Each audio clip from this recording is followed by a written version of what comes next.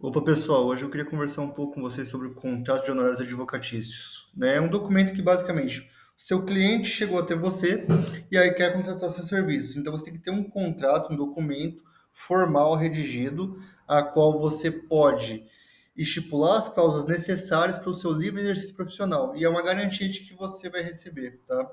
Lembrando, o contrato de honorários, ele tem um caráter de título executivo extrajudicial, ou seja, se as partes comumente assinarem, tá? Não precisa da assinatura de duas testemunhas, basta você e o cliente assinarem. Se o cliente não pagar, você pode já executar de imediato, não precisa entrar com a fase de conhecimento, ação de cobrança, nada disso. Já pode ir para execução de título extrajudicial. Beleza? Então vamos lá, um contrato de honorários padrão, certo? Contratante e contratado. O contratado sempre vai ser o advogado, né? O contratante é a parte a qual contrata seu serviço. Né? Você sempre vai colocar as informações da parte. Quais informações? É o RG, o CPF, nacionalidade, profissão, o telefone, e-mail para contato e também o local onde aquela parte reside, certo? O objeto do contrato, primeira cláusula. Então, você vai ajuizar uma ação judicial ou uma medida extrajudicial. E aí é sempre interessante você descrever essa medida. Aí você vai colocar basicamente o que tipo de medida judicial ou extrajudicial é, certo? Uma ação de cobrança, uma ação de revisional de juros abusivos referente a um imóvel ou a um veículo, né? Uma ação de revisão de juros de veículo, certo? Você sempre vai especificar aqui que tipo de ação é. E aqui essa parte é sempre muito importante, certo? Para você poder descrever as suas funções dentro dessa ação. Então, ou seja, você vai utilizar tudo de acordo com o instrumento procuratório. O instrumento procuratório é a procuração, tá? E essa procuração, depois a gente vai analisar como fazer uma procuração do zero, tá? Mas é basicamente quando alguém confere poderes a você para você agir em nome dessa pessoa, certo? É um instrumento de mandado. Tudo bem? De mandato, certo? De mandato. Dos esclarecimentos. E aqui a gente coloca alguns esclarecimentos específicos, né? É uma cláusula assim opcional, eu gosto de colocar, certo? Esse daqui é um contrato aqui do meu escritório, certo? Deixando o cliente ciente do exercício da advocacia e tudo mais. Após isso, eu já vou para a cláusula mais importante, né? Os honorários, certo? E aqui eu atuo da seguinte forma, geralmente em casos civis. Eu cobro honorários iniciais para entrar com a ação, ou seja, eu cobro um valor inicial para colocar a ação. Geralmente esse valor eu parcelo, tá? Eu coloco um valor X e parcelo porque geralmente o valor X é um pouco elevado e a pessoa não vai querer pagar de uma vez só. Então, eu faço o valor X e parcelo esse valor, tudo bem? Certo? E, além disso, certo? Se a pessoa receber algum título de valor ao final do processo, caso de êxito, eu cobro ainda um percentual, em 10% no caso. Se houver a necessidade de interposição de recurso, certo? Ou seja, se a gente tiver que recorrer ou a parte tiver que recorrer, eu aumento esse valor para mais 5%, certo? Eu coloco isso na cláusula de honorários recursais, certo? Então, no total seria mais ou menos 15, certo? A não ser que tenha que fazer outro recurso, por exemplo, vamos supor que vai até o STJ, então são dois recursos. Então aí eu já cobro até 20%, que é o máximo estipulado nesse contrato, que é o teto do meu contrato, certo? Então eu cobro um valor inicial e tenho como base 10%, que pode chegar até a 20%, dependendo se tiver que recorrer ou não, certo? Só que, lógico, sempre que for recorrer, aqui está estipulado no contrato que eu vou informar meu cliente e meu cliente tem que aceitar eu recorrer. E aí eu vou reiterar que vai aumentar a porcentagem caso ele ganhe no grau de recurso, certo? Eu vou deixar isso claro para o meu cliente. Tudo bem?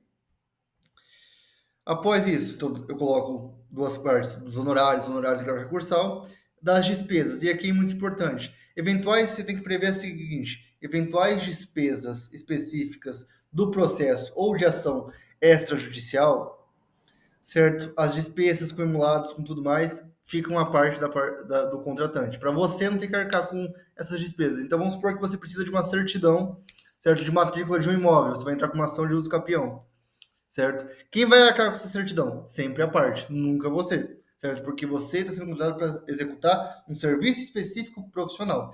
Então você coloca que essas despesas vão ser a cargo do contratante, sempre mediante um recibo específico. Então você vai fazer um recibo falando que a parte vai pagar, porque muitas vezes quem vai intervir em cartório e tudo mais é você. Então você pega e Com o pagamento, você gera um recibo para a parte. Para que gera esse recibo? Para fins de declaração de imposto de renda e também para não lesar a parte, porque ela tem o direito de receber o que ela está gastando, certo? Tudo bem? Certo? Isso mostra a honestidade do advogado frente à parte, demonstrando todas as despesas.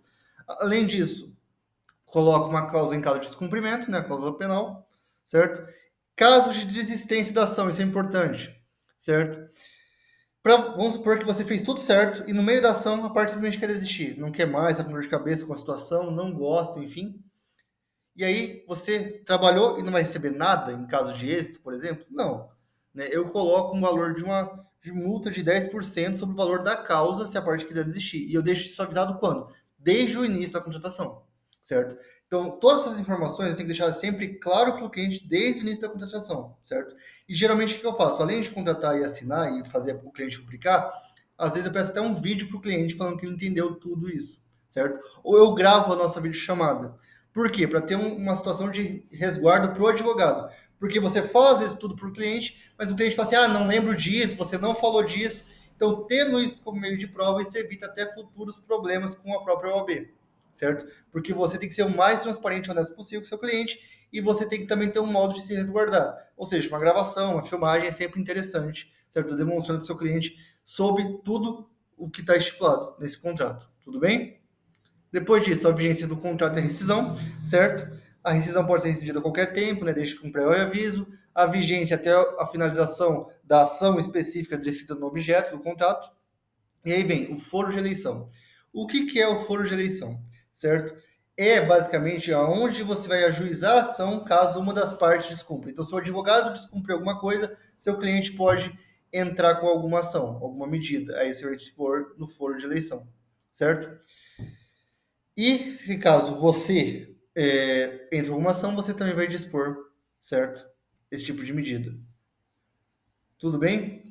Aí vem a outra questão. Quem que vai assinar? Você e a parte. Eu coloquei aqui testemunhas, tá? Mas no meu contrato específico também não tem testemunhas, porque não precisa, tá? O Estatuto da OAB ele é claro que o contrato de honorários do advogado não precisa de duas testemunhas para ter força de título executivo extrajudicial. Basta ser um contrato assinado pela parte e pelo advogado, porque gera presunção segundo o próprio Estatuto da OAB. E é válido e eficaz, tudo bem? Uma coisa importante, tá? Vamos lá, eu tenho pessoa jurídica, o meu escritório é unipessoal, ou, enfim, tem CNPJ. Eu vou fazer esse contrato com base no CNPJ ou no nome do advogado pessoa física? Prefira-se fazer no nome do advogado pessoa física. Por quê? Está tendo agora uma discussão recente sobre custas e tudo mais, de honorários para entrar com ação de execução de título judicial, né, do contrato de honorários. Teve uma lei que foi sancionada recentemente, mas está tendo uma discussão no plenário e tudo mais, ainda está aí alguns juízes não gostando e tudo mais, então está em discussão. Então, por que eu vou colocar no meu nome? Pessoa física. Por quê? Porque aí esse documento pode ser protocolado no juizado especial civil. Porque pessoa jurídica não pode ser tratada no juizado, mas o advogado pessoa física pode. Para você possibilitar entrar com a ação sem precisar passar por essa discussão. Ah, tem que cobrar honorários, não tem, tem que cobrar custas ou não.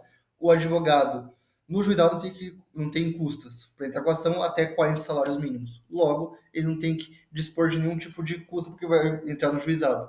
Então, sempre pessoa física. Por quê? Porque a pessoa jurídica, escritório de advocacia não pode acessar o juizado.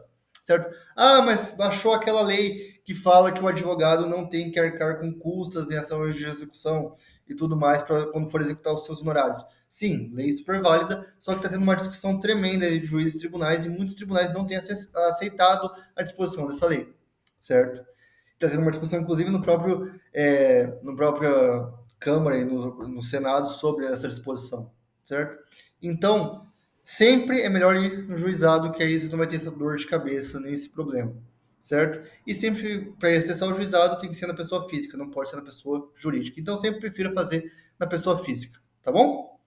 Certo? Se não der jeito, aí faz na pessoa jurídica, mas tenta fazer na pessoa física, certo? Se alguém tiver alguma dúvida nesse contrato aqui, esse modelo tem no Jus Brasil, para quem me segue no Jus Brasil lá, tá? Mas se quiser algum outro tipo de modelo e tudo mais específico, eu posso passar também, me segue lá no Instagram e me pede lá que eu encaminho, tá bom? E qualquer dúvida eu fico à disposição. Tenha um ótimo dia e uma boa semana a todos.